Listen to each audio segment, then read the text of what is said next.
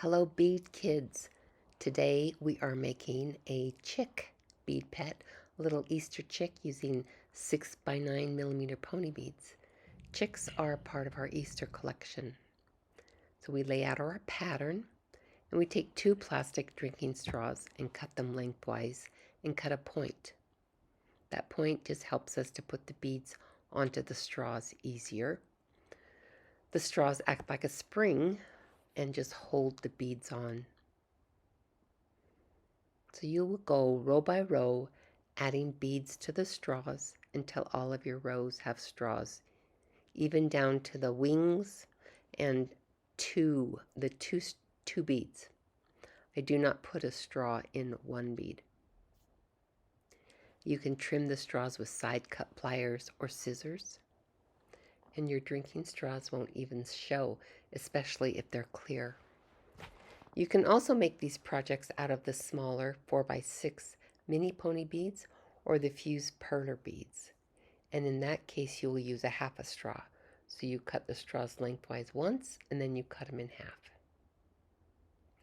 I'm using the beadkids.com bead board on the straight side, so the rows are going straight up and down and side to side.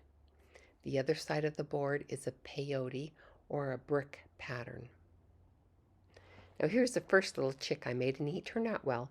But in this new chick, I am adding one more bead on the belly. So instead of, there's a 4-4-4 for the belly of the first chick, I'm doing a 4-5-5 for his belly. So when all of your pieces have straws, we are ready to start stringing. So I am using 6 feet of off-white number 10 string, and I am placing the lanyard about 1/3 of the way on the string. So one string is basically 2 feet longer than the other string. Place the lanyard under the clipboard to hold it in place, or you can clip your lanyard to the table and you take your first row and you start stringing it. Right needle goes in the right side, left needle goes in the left side. I'm using 2.5-inch tapestry needles tied to the end of the string. So you just go row by row, right needle goes in the right side, and left needle goes in the left side.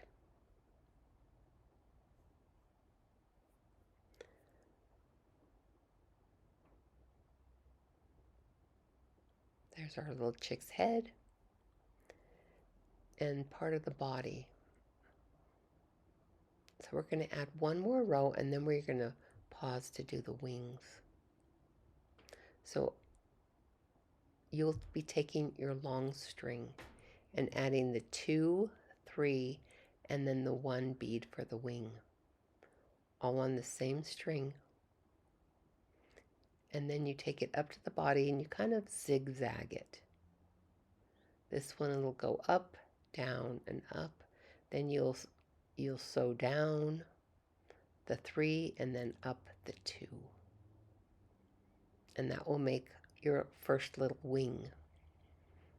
And then with the same string, you pass it through the row above where you first started the wing. Make sure your string doesn't get caught in the wing. Pull it tight. And you'll start on the second wing in the same process with that same long string. You do the 2 and the 3 beads and then the 1 bead.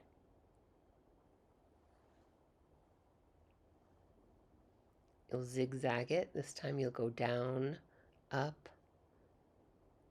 and around or down. And you'll sew up through the 3 and then down through the 2.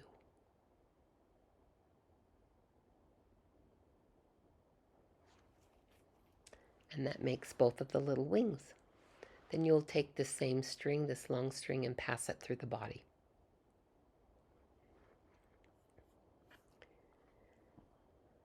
Then you only have one more row and the feet to go. Then you just go back to crisscrossing the next row, and then adding the feet. When you're done, you can go row by row and tighten your work, and then pull the right string over to the left side and tie a square knot, and then pass the needles back and string back through the 2 rows to the right side and tie another square knot or surgeon's knot. Trim the tails, add a dab of glue, and tuck the knot and the tail into a bead. So here's our little chick, and here's our little chick with 2 other friends.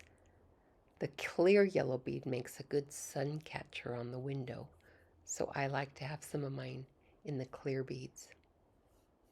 So get with your favorite bead kid, bead creative, like, share, and subscribe. And happy Easter.